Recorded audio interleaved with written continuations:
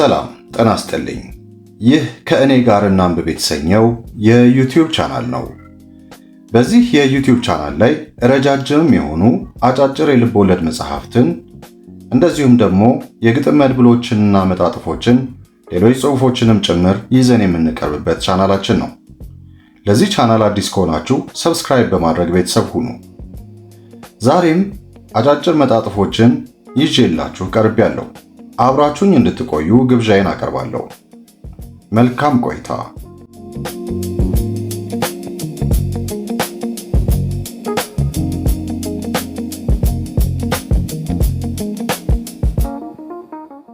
ዛሬ በእውቀቱ ስዩም ከጻፋቸው የተለያዩ አይነት አጫጭር መጣጥፎች መካከል የተወሰኑትን ይዤላችሁ ቀርቤያለሁ። በነገራችን ላይ በዚህ መጣጥፎች ላይ የተገለጹት ሐሳቦችና ጽሑፎች የራሱ የጸሐፊው እንጂ የዚህ የዩቲዩብ ቻናል ሐሳቦችም የሆኑ እንደዚሁም ጽሑፎች እንዳልሆኑ በዚህ አጋጣሚ እንድትረዱልኝ አሳስባለሁ። አሁን ወደ ያስኩላቸው ጽሑፍ እተላለፋለሁ።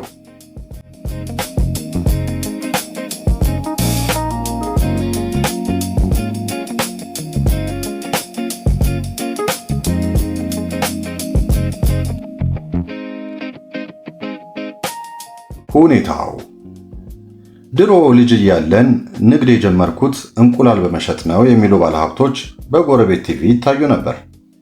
አሁን ጎልምሼ ሳስበው እኮ እንዴት እያልኩ ራሴን እጠይቃለሁ። ይሸጡት የነበረው እንቁላል ምናልባት የድራጎን እንቁላል ይሆን?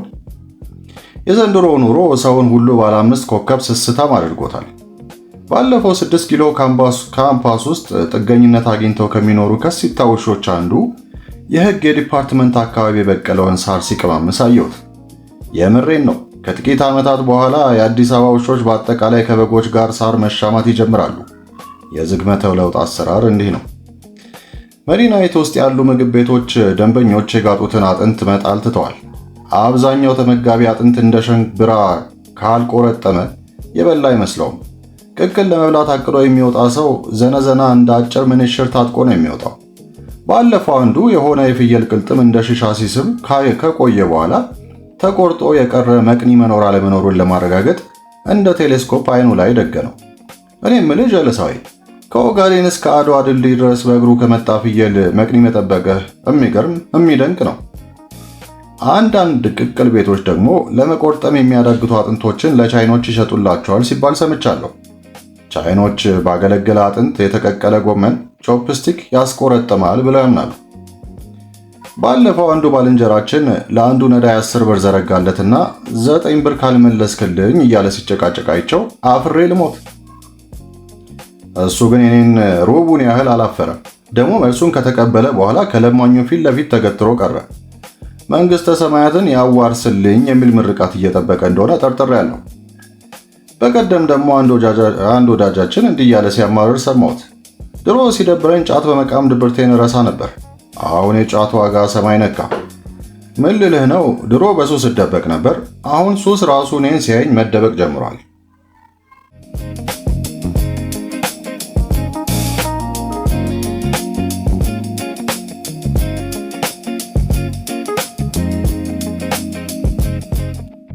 ወይራው ስለ ባርሴሎና ቆይታዬ በቁም ነገርና በጨዋታ የመዘገብኩት አለ። ቁም ነገሩን ላዘቦት ቀን ላዘግየውና ጨዋታውን ላቃምሳችሁ። ባርሴሎና ወደ ሜዲትራኒያን ውቅያኖስ የቀረበች ከተማ ናት። ባርሳዎች ወደ ሰሜን አፍሪካ ዘንበል ይላሉ።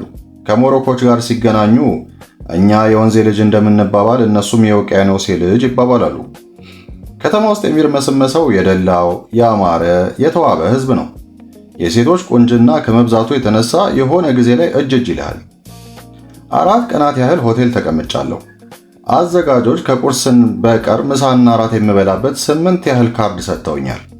እኔ ግን የሰጡኝን ካርዱን ሁሉ አሟጥጬ አልተጠቀምኩበትም። በቀን 1 ጊዜ ብቻ እየበላው 4 ካርድ ብቻ ተጠቅሜ ሌላውን መለስኩላቸው። ኤርሚያስ አመልጋ በቀን 1 ቢበላ ለጤናው፣ ሄኖክ ወንድሙም ለኪናዊ ተልእኮ ነው። አንተስ ለምን ብትሉኝ መልሴ ግልጥ ነው። በምግብ ከተጎዳ አገር መጥቶ አገኘው ብሎ ሲወጥቀው ሰነበተ እንዲሉኝ አልፈለኩም። ለአንቺ ነው ኢትዮጵያ። ያንን የመሰለ ሳልመን ጥብስ እያማረኝ የማርኩት አንቺን ላለማስፎገር ነው።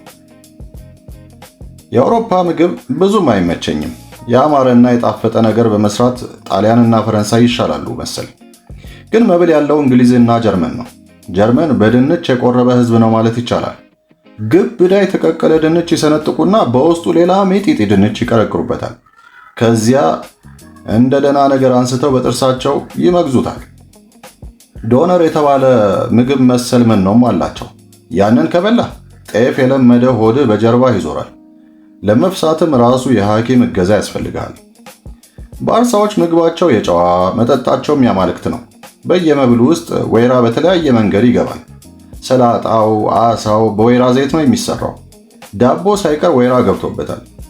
እኛ ለመቆዘም ቆሎ እንደምንቆረጥም እነሱ ደግሞ የወይራ ዛፍ፣ የወይራ ፍሬ እየቀማመሱ ይደበራሉ። ከአንዱ ጋር ስናወራ እናንተ ሀገር ምን አይነት ዘይት ነው የምትጠቀሙት ሲል ጠየቀኝ።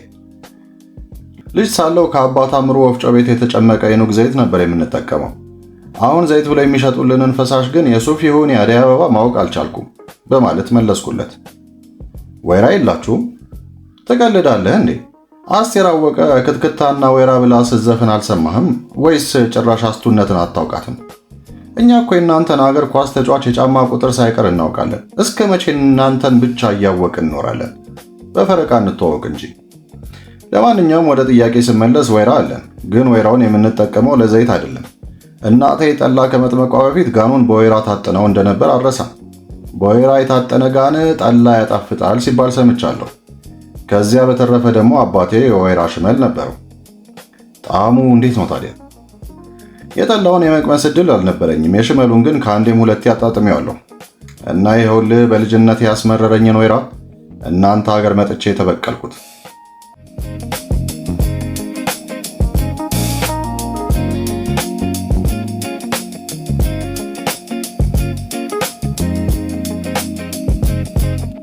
መታያ በማህበራዊ ሚዲያ የሚታወቅ ጉልቤ ልጅ አለ። ስፖርትን አጥብቆ ይሰራል። መብል ላይም አይሰንፍም። ደግነቱ በልቶ አስመስጋኝ ነው። የተትረፈረፈ ጉልበት እንዳለው ያስታውቃል። የመኪና ጎማ በእርግጫ መጥቶ ወደ ባረባሶ መቀየር የሚችል ፍጡር ነው። ችሎታውና ጉልበቱን ለማሳየት ከሚጠቀምባቸው ነገሮች አንዱ ያስገርመኛል። ችግር ከክፍለ ሀገር አባሮ ያመጣቸው ሊስትሮችን በእርጥብ አፋቸውን እንዲሽሩ ካደረገ በኋላ የራስ ቅላቸውን በኩርኩም እየደፈጠጠ ይደበድባቸዋል። የሆነ ጊዜ ላይ አንዱን ምስኪን አንገቴን አንቀ ያዘኝ ብሎ አዘዘው። እነቀኝ ባዩ ሲጀመር አንገት የለውም። የጎማ ክምር በቴስታ አብዝቶ ከመምታቱ የተነሳ አንገቱ ወደ ደረቱ ሰጥሞ ከሳምባው አጠገብ ጥገኝነት ጠይቋል። ምስኪኑ አንገቱን ከደረቱ ለመለየት ሲዳብስ ጉልቤው ጀለስ ከታች በጠረባ አንሳፈፈው። ጠረባው የተለመደው ያደግንበት ጠረባ እንዳይመስላችሁ፣ በተባበሩት መንግስታት ድርጅት በፈንጅነት መመዝገብ ያለበት ነው። ይህ በእንዲህ እንዳለ የኪክቦክሰር ግጥሚያ አዘጋጆች የበቀደሙን አሸናፊ እንዲገጥም ጥሪ ያቀረቡለት። አጅሬ በክፍያ ማነስ እያሳበበ ማፈግፈግ ጀመረ። የትኬቱ ሙሉ ክፍያ ቢሰጡት ራሱ የሚወዳደር አይመስለኝም። ይህ ሰውዬ ብዙዎቻችን ምሳሌ ነው። በዚህ ዓለም ጀግና ተብለው የሚጠሩ ሰዎች የሆነ መስዋዕትነት የከፈሉ ናቸው። አካልህን፣ ሰላምህን፣ ምቾትህን ይባስ ብሎም ሕይወትህን ሳትገብር የጀግንነት አክሊል፣ የድል ብስራት የለም። ትግሉን ስትጀምር በነበረው ቁመና ትግሉን ከጨረስክ አልታገልህም ማለት ነው ይላል ሙዝ። ብላቴና እያለው በከተማችን እንዲሆነ ደረቱ ላይ ድንጋይ ያስፈልጣል የሚባለው ሰውዬ ወደ ከተማችን ብቅ አለ። ህዝቡ የአንድ ብር ትኬት ገዝቶ በመግባት ትርኢቱን የሚታይበትን የቀበሌ አዳራሽ አጨናነቀው። አስፈላጩ በጀርባው ተኛ። ረዳቱ ለአቅመ ወፍጮ የደረሰ ድንጋይ ደረቱ ላይ ያስቀመጠለት። አስፈላጩ በረጅሙ ተነፈሰና አንተ የድንባዣም ልጅ እምብርቴ ላይ እኮ ነው የጎለትከው፣ ምን ነው ትንሽ ወደ ላይ ፈቀቅ ብታደርገው ብሎ አዘዘው። ረዳቱ እንደታዘዘው አደረገ። ከዚያ ረዳቱ የበርሊን ግንብን ለማፍረስ ያገለገለ ግብዳ መዶሻ አንስቶ ድንጋዩ ላይ ማነጣጠር ጀመረ። አስፈላጩ ሰውዬ ቆይ ለማሟሻ ያህል በመርቴሎ ሞክረው ሲል ለመነው። መርቴሎ ምስማር ማስገቢያና መንቀያ ትንሽ መዶሻ ናት። ከብዙ ደቂቃዎች በኋላ ህዝቡ ማጉረምረም ጀመረ። የምታረጉትን አድርጉና አሰናብቱን እንጂ ስራ አለብን እኮ አለ ህዝቡ። ይህን ጊዜ አስፈላጩ በጀርባው እንደተንጋለለ እንዲህ አለ። ተቸኮላችሁ ሂዱ፣ ውጤቱ በማታው የስፖርት ዘገባ መቅረቡ አይቀርም። በዚያ ታልቀረበ በፖሊስና ህብረተሰብ ፕሮግራም ላይ ጠብቁት።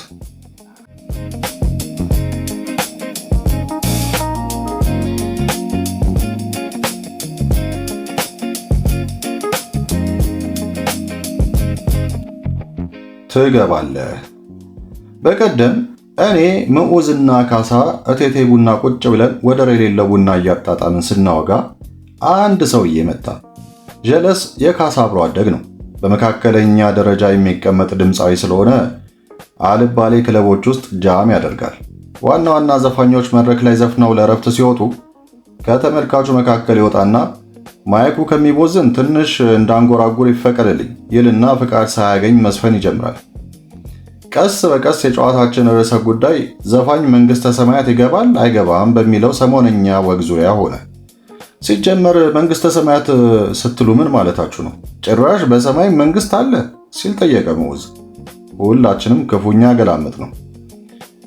በማስከተል ድምፃዊው እንዲህ አለ። አሁን እኔ ገዳም ገባች አሉ ደብረ ሊባኖስ፣ ሰው እየገደሉ ይማራሉ ወይ ነፍስ፣ ሰው እየገደሉ ከተማረ ነፍስ፣ ቱቦሽን ዘግቼ ደብረ ሊባኖስ እያለ ከዘፈነው እርኩስ አዝማሪ ጋር ተደርቤ ገሃነም ብገባ ትክክለኛ ፍርድ ነው? አንተ ብዙ ጊዜ የምትጫወተው ዘፈን ምንድን ነው አልሁት። አሳድገሽኛል በማር በወተት ኢትዮጵያ እናቴ ምድራዊ ገነት እያልኩ ነው ምዘፍነው አለ ዘፋኙ። ካሳ ይህንን ሲሰማ ራሱን መቆጣጠር አልቻለም።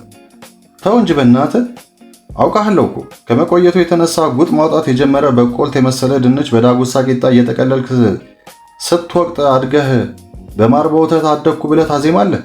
ከየት አባቴ ያመጣኸው ማር ነው? እናንተ ሰፈር የነበረው ብቸኛ ቀፎ የእስክሪፕቶ ቀፎ ብቻ ነበር። በዚያ ላይ ከሁለት እርስ በርስ ጦርነት፣ ከብዙ ባለቀለም ሽብሮች፣ ከብዙ ረሃቦችና ከበርካታ ቸነፈሮች አምልጠህ ለዚህ በቅተህ ኢትዮጵያ ሀገራዊ ምድራዊ ገነት ትላለህ። እና ምን ልልህ ነው? ሐሰተኝነትን የማይወደው ፈጣሪ በዘፋኝነት እንኳን ቢምርህ በቀዳዳነት አይምርህ። በቃ ትገባለህ።